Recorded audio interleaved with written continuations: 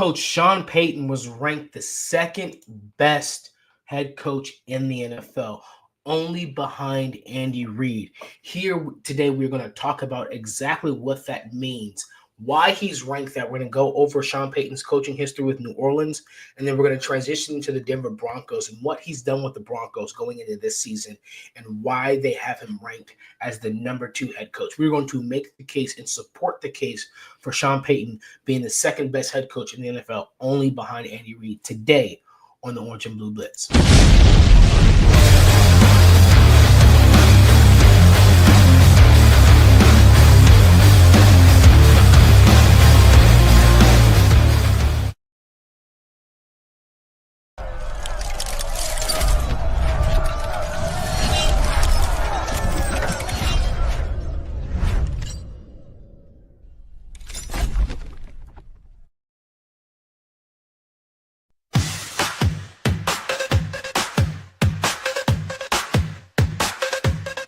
Tune in, now it's time to sit. Orange and blue, we never quit. Broncos pride is lit legit. Every week we're bringing grit. Orange and blue, we bring the heat. Podcast grinding can't be beat. Every play, every style we meet. Blitz so hard it's on repeat. My high dreams we elevate. Break it down, we narrate. From the field to the fan debate. Broncos Country, we dominate. We got the passion, we got the drive. Orange and blue keeps us alive. Every tackle, every stride. It's the Blitz where legends thrive.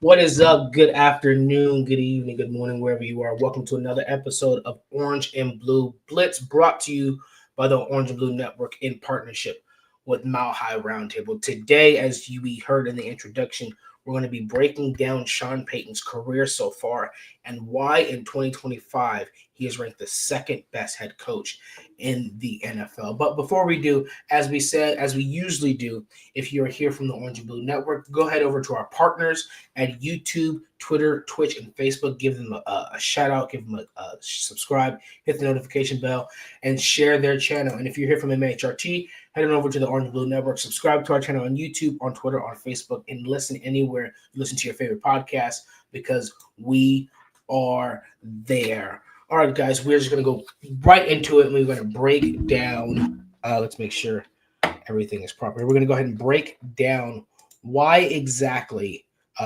Sean Payton was ranked the number 2 head coach. Sean Payton's NFL career as a head coach started off in New Orleans in 2006.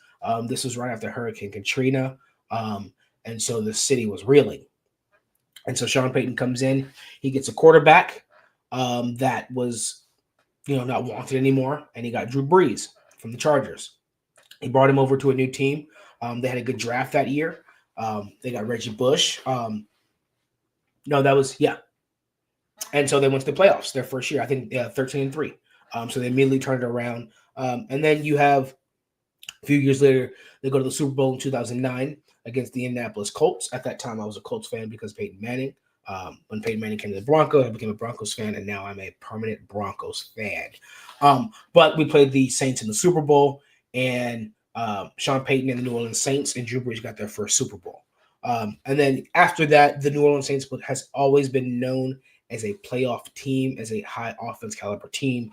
I believe 12 of the 15 years Sean Payton coached the New Orleans Saints, they had a top 10 offense. So it's always been known as an offensive guru, as an offensive mindset. There's always been questions about, did Drew Brees make Sean Payton? Did Sean Payton make Drew Brees? Similar conversations with Tom Brady and Bill Belichick. But I believe it was, I'd have to say 55-45 Sean with him and Drew Brees. I think Drew Brees always had his accuracy, always had good processing. I think he just needed the right system.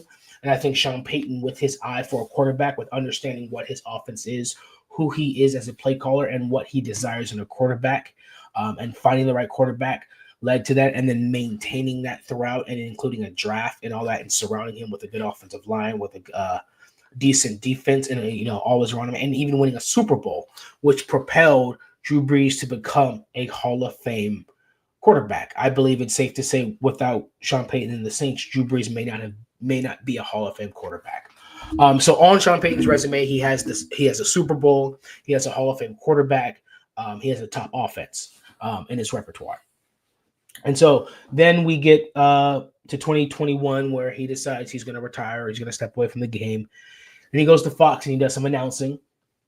2022 season comes up. George Payton, the GM, no ownership. He's really running the ship. So he goes out and, he's the new GM. His first draft pick as a GM in 2021 was Defensive Player of the Year, probably Hall of Famer Pat Surtain. His third round pick was first team All-Pro, possibly Hall of Famer guard Quinn Miners. So his seventh round pick, Jonathan Cooper, is now on a contract, his second contract. So he has an eye for talent and he can draft. But when it came to the head coaching search and it came to a quarterback search, these are where things got off track. I believe that the Russell Wilson trade was a good trade for who we believed Russell Wilson was in the system that he played in. I do believe that. We were all excited for it. The NFL was excited for it. I think it was a good trade. The Nathaniel Hackett hire was a bad hire. It was a bad hire. So I think the Russell Wilson trade was good, but the Nathaniel Hackett hire was bad. I think we misjudged Russell Wilson's talents. Not that he's not talented. Not that he's not a potential Hall of Famer. He's a winner. He's one of the most winning quarterbacks of all time. He's in the record books and for many records. But we misjudged his talents, and we put him with a coach who did not know how to coach, who did not know how to manage, who was his first time, and who had been partnered with Aaron Rodgers. So that came to be, and then that turned out to be an absolute disaster. So our offense was awful, the worst in the NFL. Our offensive line was awful. We were the most injured. We had the most injuries. We had like 4 ACLs, 2 broken bones, all these things going on. Blown out on Christmas Day. Before we got fired, we had to hire someone to help him manage the game. The crowd was counting down the play clock for them. And it was just mess after mess. And then getting blown out on Christmas Day was embarrassing. I think it was like 51-14. Nathaniel Hackett was fired. Jerry Rosberg took over. Justin Houghton became the offensive coordinator. Our offense looked different. I believe we went to 1-1, but our offense definitely looked different. We put up more than 16 points. So then at the end of the season, we get new ownership. The Waltons come in, and they decide, hey, we're going to headhunt this. We're going to headhunt this. We're going to lead this head coaching charge. So they came in, and people question whether George Payton's seat was hot. I never thought it was. I thought that George Payton had done. He was, as I mentioned in the beginning, there was no ownership. George Payton was the lead head guy. The Russell Wilson trade was good. The owner stepped in and helped with the contract as they're supposed to do. But he has an eye for talent and he drafts well. I never thought his seat was hot. But Nathaniel Hackett was a blunder. So the ownership came in and said, hey, we're going to go ahead and we're going to lead this charge. We've got money to throw around. If we have to give up a draft pick, we'll do it. And so there was guys, I think the top 2 guys we're looking at were Dan Quinn, Jim Harbaugh, and Sean Payton. Sean Payton was the guy we traded to New Orleans as a first-round draft pick. And we brought in Sean Payton. The idea was to change the culture. So now the Sean Payton era in Denver has begun. Sean Payton has come back from Fox. So the question is, he played in the NFC South his whole career. He played in the NFC his whole career. The AFC is a different beast. It's a different monster.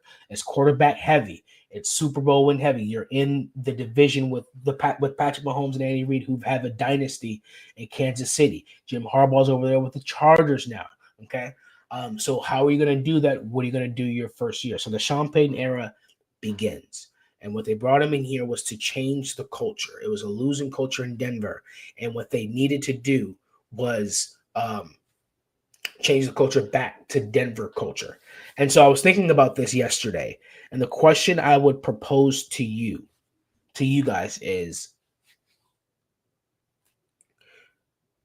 do you think that this Sean Payton in Denver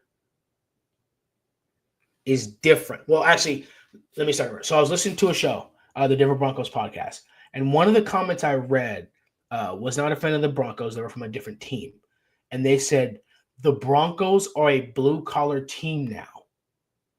And so this is the question I would propose. And this got me thinking, where's in our minds as football fans, were the New Orleans Saints ever known as a blue-collar team? When I sat back and I never thought of the Saints as a blue-collar team. I always thought of them as a high-powered, high-flying offense that puts up numbers. Best offense, but I never thought of them as blue-collar. So I find it interesting that the description of Sean Payton's team is different than Sean Payton's previous team. He is the common denominator, but the fruit, the production, the description, the image that's being presented is different from two different teams. And I want to ask you guys why that is, and I want you guys to hold on to that question, hold on to your answer. I have an answer, and I want to present it to you guys, see if you guys agree, but I also want to hear your answer as to why you think the description of Sean Payton's team is different in Denver than it was in New Orleans, even though it's the same head coach, and figure out why that is. But hold that answer, ponder that question, hold that answer. We're going to get back to that. And so Sean Payton's era in Denver has started, right? So first comes in, he meets the owner, he meets the GM. He says that triangle is important. That triangle of the front office, that's important. The relationship is important to me. And I find it, and this also goes to the question I just asked. The difference in relationship, we'll get to all that. So the Sean Payton era started. He's got that triangle going on with the GM and the ownership now. So we've got new ownership. We've got a 3-4 year GM who's drafted well on a losing team. So we come in with Russell Wilson, and we're excited to see this Russell Wilson era. Okay, is Sean Payton going to open up Russell Wilson? Are we going to look that much better? We did. We started off really, really, really bad. I think we were like 0-4. It was awful. We're like, oh no. It's worse than Nathaniel Hackett. We lost to the Jets. Everybody's talking trash. And I think it was the game where we came back against the Bears and things changed. We lost a couple after that, and then we went on a 5-game win streak. And there was times where there was talks in the media about, hey, are the Broncos, are they flirting with the playoffs, going to make a push? The defense clicked. We gave up 70 points. We gave up 70 points that game. I almost forgot about that, to the Dolphins. It was awful. It was awful. And then we turned it around. We made some changes. Isang Bassi, cut. J. Cole McMillan, in. So we started to make some changes. I think Randy Gregory, Frank Clark, gone. Nick Benito, Jonathan Cooper were the starters. So we decided to go with youth. The defense changed. The defense clicked. Started to get in high turnovers. Really stepped up. Turned into the worst defense in the NFL to honestly the best in that stretch. Russell Wilson finished with 26 touchdowns and 8 interceptions. He looked much better than the previous year, than Nathaniel Hackett, which was the worst season of his career.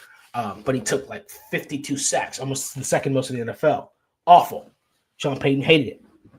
Toward the end of the season, Russell Wilson, we lose to the Patriots in Denver. Johnny and I were at that game. Crushed the playoff hope.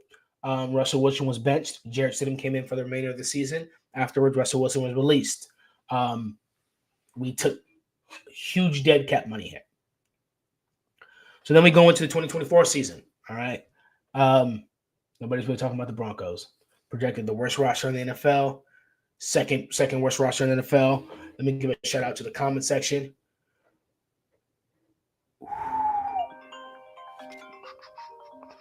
What's up, Shy? What's up, Shy? Maha salute. I see you in the comments, baby. What's up, Jay? Jay is in the house. Jay asks, what does Sean need to do to supplant Shanahan? I think Sean is already above Shanahan because Sean has a Super Bowl. He's been at 2. He's won 1. And now he's another team and taking them to the playoffs. I think Sean Payton is a better play caller than Kyle Shanahan. I think because Sean Payton showed throughout the decade and the years that he's a top play caller every year, no matter the defense. Last year, which we're going to talk about, we had the number 10 scoring offense. So once again, 14 out of his 17, 18 seasons, he once again finished top 10 offense. I think he's a better play caller than him. So I think he's above Kyle Shanahan.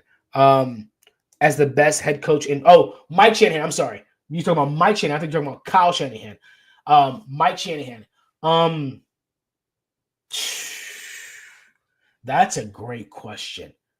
What does Sean Payton have to do to supplant Mike Shanahan? Man.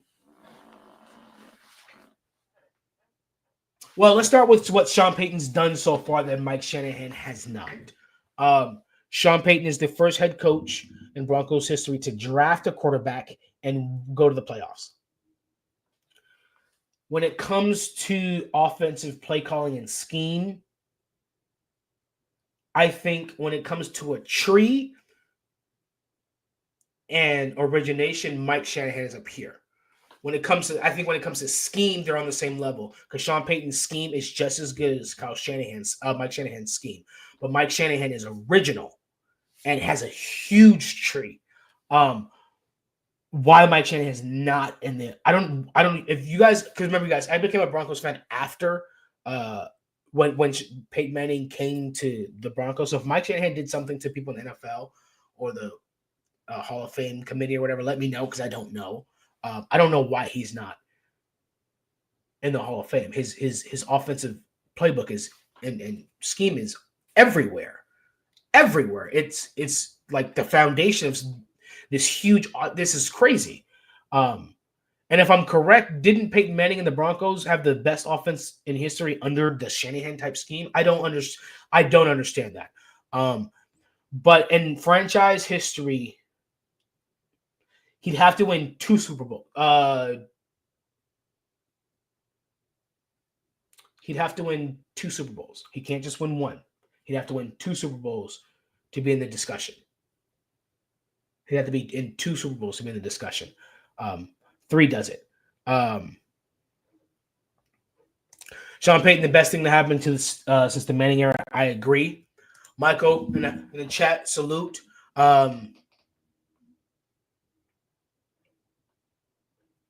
One reason it never worked before Sean Payton was because the other dudes called coaches weren't real coaches. I can agree with that. After Kubiak, we had Vance Joseph, first-time head coach, Vic Fangio, first-time head coach, oldest one, one of the best coordinators. Vic Fangio's tree. Vic Fangio is the Shanahan of the defense. The same way Shanahan's tree and play style permeated through the NFL, Vic Fangio's defensive scheme is done the same. But I think Sean Payton's scheme has now supplanted Shanahan's in the NFL. The reason why is because the run game is coming back. And that Bill Parcells thing, that Bill Parcells type scheme, Sean Payton has perfected. And so you see guys like you had Detroit using a lot of it. You're going to have Chicago using a lot of it now. You're going to have the Jets using a lot of it because you have Aaron Glenn in that scheme. So you see Sean Payton's scheme is now his tree and scheme is starting to permeate because it's lasted that much longer. And you're having certain guys who are from that Shanahan tree, Green Bay, San Francisco, Minnesota, probably Seattle. You have other teams still using it, but I think it's going to be even between the Shanahan and Parcells offense, Shanahan and the Sean Payton offensive scheme. But yeah, Vance Joseph, Vic Fangio, Nathaniel Hackett, and now you get Sean Payton, who's a real head coach, and you see the difference immediately. Jay said the Saints were looked at as a blue-collar team because it's mostly made of no-name players. Plus, Drew Brees is the exact model of a blue-collar guy. I can see that, I guess, because of Sean Payton's success with offense. And you are right with the no-name guys. I guess he made these no-name guys into name guys. So that's a very valid point, and I will I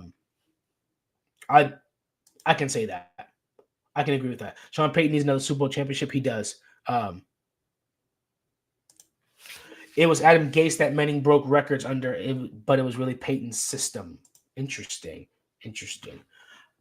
So continue on to Sean Payton's coaching career. So we come in, we have this huge dead cap after Russell Wilson.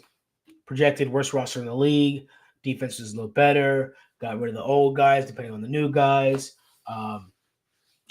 We drafted. So then we go into the draft. Everybody knows we need a quarterback. 2024 is an excellent quarterback class, and it's projected to be one of the best quarterback classes of all time. And I can see that.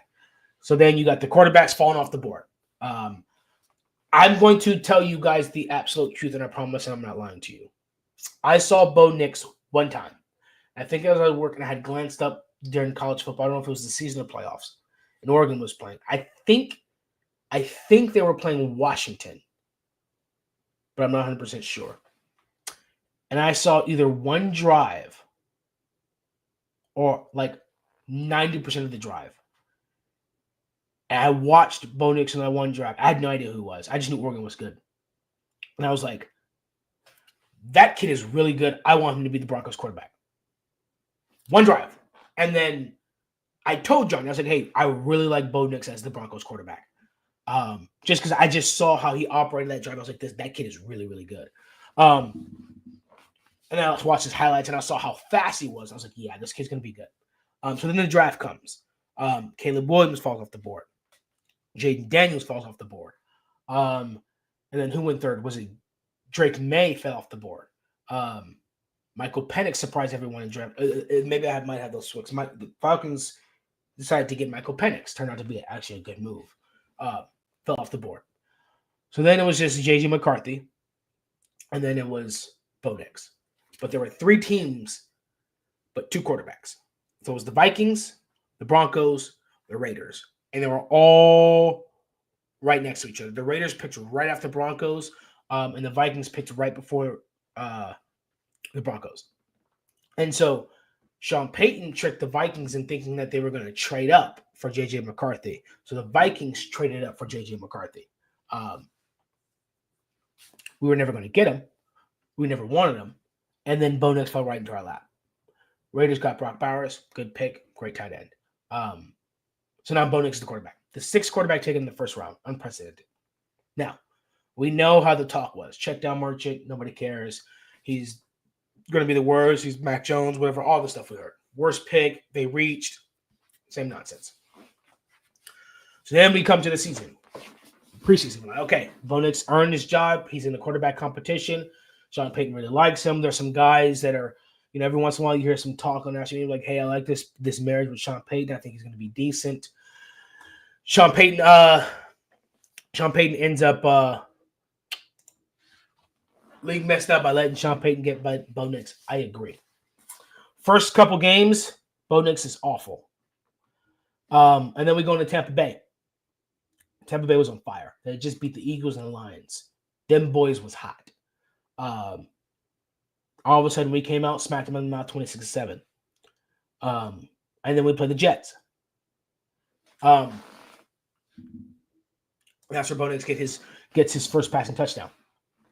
Rainy, awful playing condition. But we stayed in West Virginia and we outdueled the Jets. Bo Nix outdueled Aaron Rodgers, and our defense outdueled the Jets defense, which started the downfall of the Jets, ironically, because of the previous season. And so we're 2-2 now. Things are starting to look up. Bo Nix has 1 touchdown, 4 interceptions. And then we play the Raiders. And then things changed. And so after week 4, Bo Nix finished as the number 6 quarterback in the NFL. From the stretch from week 5 to week 17, Bo Nix was the number 6 quarterback in the NFL. And we finished with the top 10 scoring offense. And we went to the playoffs.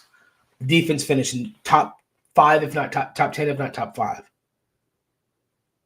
And so this culture has changed. We're a playoff team. We finished with the best, some say argue the best offensive line behind the Eagles in the NFL. This exact same offensive line that Russell Wilson had. Bo Nix didn't take sacks. Sean Payton got the exact quarterback he wanted. Tough, mentally smart, accurate, good processor, doesn't take sacks, low turnover worthy plays. He does not take sacks. He's one of the best quarterbacks in the NFL at avoiding sacks, and we have an elite offensive line that's all coming back again, and the health changed. So there are all these things that changed. He got a brand new coaching staff. And so one of the things that makes a good head coach is who they hire, who they bring in. And so he brings in Vance Joseph. He brings Vance Joseph back. And so we're like, okay. You know, he wanted Vic Fangio, but Vic Fangio didn't think it was time yet. Worked out for him really well. But Vance Joseph said, hey, it's time. Interesting that two prior head coaches of the Broncos, were offered to come back as defensive coordinators. Both wanted to. But the Wade Phillips disciple did instead of Vic Fangio. I find that very interesting that the disciple of Wade Phillips, one of the disciples of Wade Phillips, came back. Is Vance Joseph and is coaching the Broncos defense and had one of the best again. And so we give up 70 points against the Dolphins, and everybody's calling for Vance Joseph's head. Everyone. And it was understandable. We gave up 70. But we tweaked some things. We like I said, we made some substitutions. And this is where, as who said it earlier, where was it? Sev Locks. One reason it never worked because Sean Payton, because them other dudes called coaches weren't real coaches. And this is where the real coach from the fake coach comes in. When everybody was calling for Vance Joseph's head, Sean Payton held steady. He held steady. And the remainder of that season, our defense finished like number one in that stretch. And he turned it around. And there were some talks for Vance Joseph to be assistant coach of the year. Very interested that he held steady. So now the entire defense last year came back healthy. Alex Singleton tore his ACL healthy. Vance Joseph came back as the head coach. Pat Surtain won Defensive Player of the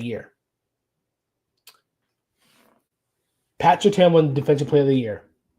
Brandon Jones was second-team All-Pro. Nick Bonito was a Defensive Player of the Year candidate, second-team All-Pro. Zach Allen, second-team All-Pro. That's 4 All-Pros on the defense. And Vance Joseph's defense. Because Sean Payton stood pat. He held down and said no. And now we have 4 All-Pros on this defense. And we're projected to be the number 1 defense in the NFL this upcoming season. Under Vance Joseph's defense. Because Sean Payton stood firm. And because he stood firm. Because our defense has improved, we went to the playoffs. Because our defense has gotten even better, we're projected to be number 1. And if we can finish that and make a run, Vance Joseph will be a head coach again. Because Sean Payton stood pat. And it brings me back to something Sean Payton said to Zach Wilson, which I believe applies to everyone under his authority and everyone under his tenure and everyone under his umbrella. I'm here to help you get paid or to go to the next level. So now Zach Wilson went from QB3 under the Broncos to QB2 under the Dolphins. And it's likely that he'll play because of Tua's injury history. Sean Payton coming in also, there's a good possibility, saved George Payton's job. Now, I think George Payton's job was never in doubt. But saved his job as in he's going to help George Payton get another contract. In addition, he took Bo Nix and gave him a home when everybody thought he was a late first round, second round pick. And so he took a chance on these young guys. And now Vance Joseph has another opportunity to get a head coaching job. So the tide raises all ships. And so Sean Payton is that cultural tide. And it's just success through success through success through success through success. And so we finished. So then we go into this year, and then we finished 10-7 with the first playoff berth. And so we not only that we almost swept the Chiefs. We broke his first year. We broke the record with Russell Wilson, that losing streak against the Chiefs. Last year we broke the record against the Raiders, and we swept them. And we broke the record against the playoffs. And Bo Nix set a bunch of records as a rookie quarterback with Sean Payton. And so the question of, did Drew Brees make Sean Payton or Sean Payton make Drew Brees? That's why I say it's 55-45. Because Drew Brees was a great quarterback in of himself. Sean Payton just projected. He just amplified that. But now he drafted a rookie quarterback for his first time in his career, and it's proving to be a success.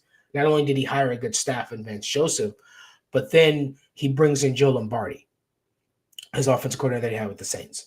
And people don't give Joe Lombardi enough credit for how good of an offensive coordinator he is. Justin Herbert's rookie-breaking year was when Joe Lombardi was calling plays for him. That was his best year as a quarterback, was when Joe Lombardi was calling the plays. He comes from that Sean Payton tree. A lot of people don't talk about that. And so now he comes back. So now Joe Lombardi is an offensive coordinator where maybe he wants a head coaching job, but he's cool where he's at now. Because Sean Payton says, hey, I want to pay these guys a lot more than normally get paid, and we have rich owners. Like, yeah, we'll pay him.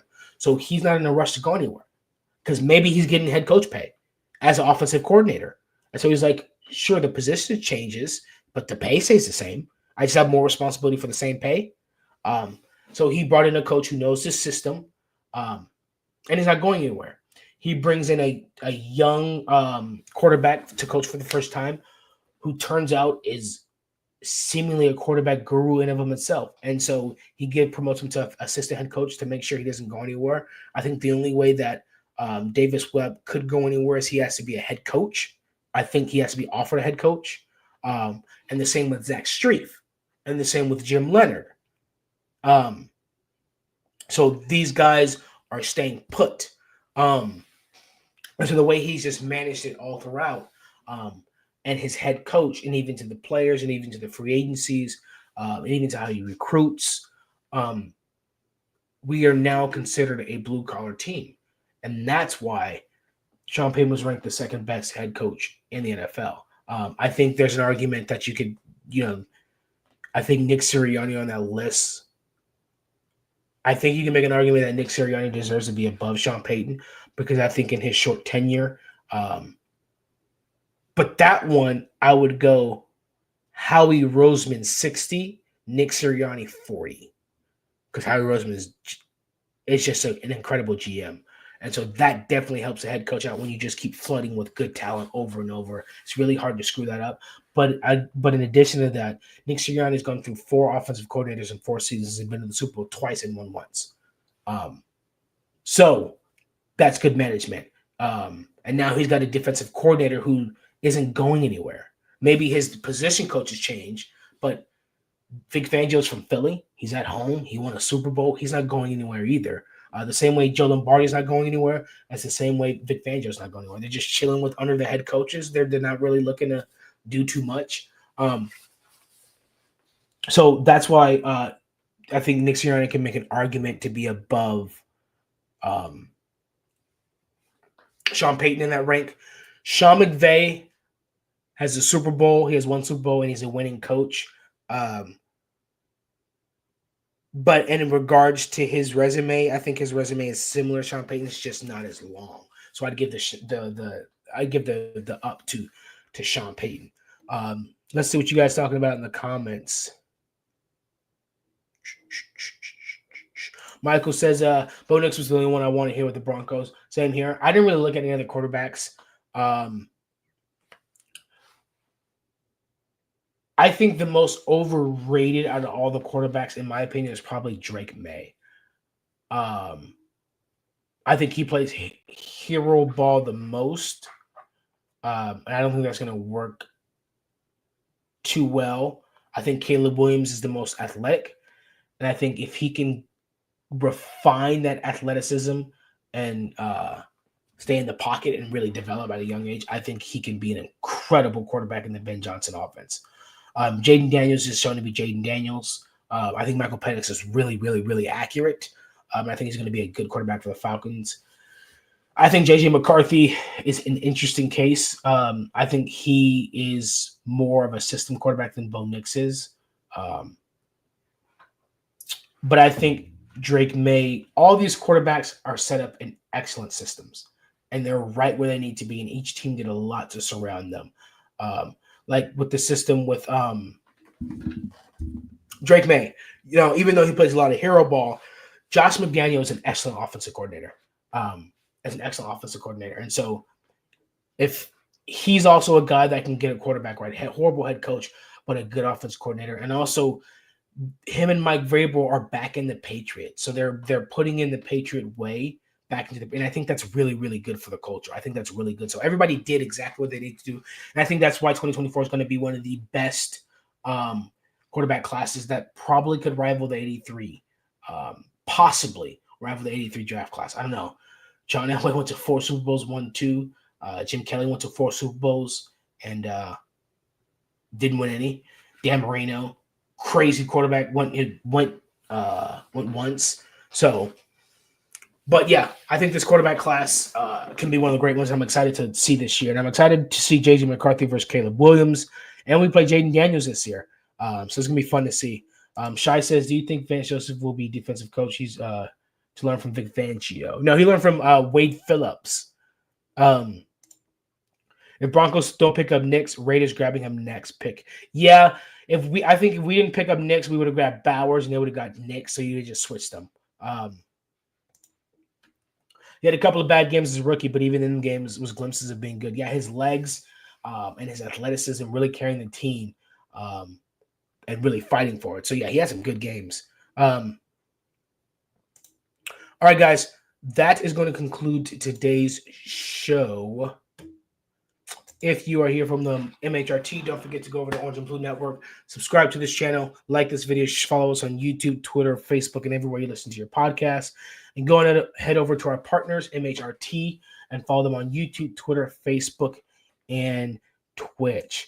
Guys, tonight, let's see, we have this Friday, Viva's Los Broncos at 6 p.m. So you guys aren't going to want to miss that. And we'll see you guys again Monday morning for Orange and Blue Blitz. And you guys will have Broncos Bros at 7 p.m. as well. So I'm going to give you guys a mile high salute. And I will see you guys tonight and see you guys Monday.